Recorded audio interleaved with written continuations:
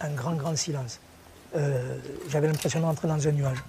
Le fait que cet amas de fer, de béton, là, tout cassé, tout explosé, on ne savait pas très bien par où commencer.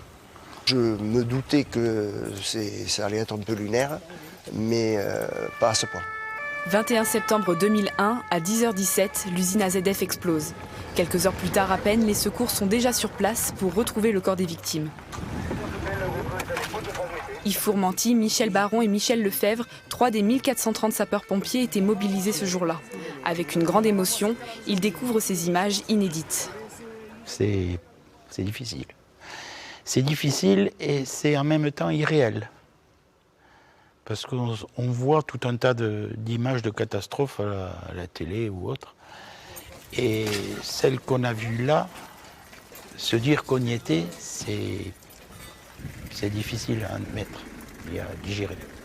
Des souvenirs immuables, même 20 ans après la catastrophe, certaines scènes restent ancrées dans la mémoire de Michel Baron.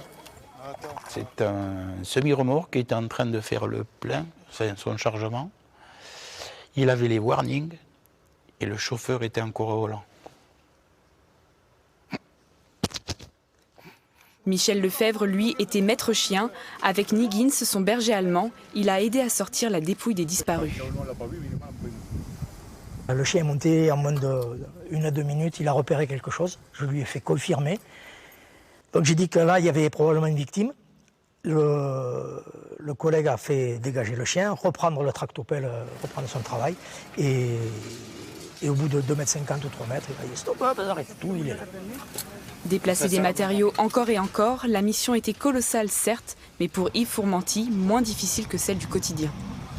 On savait où on allait, on savait qu'ils y étaient, il a fallu dégager, et puis voilà, on les sort.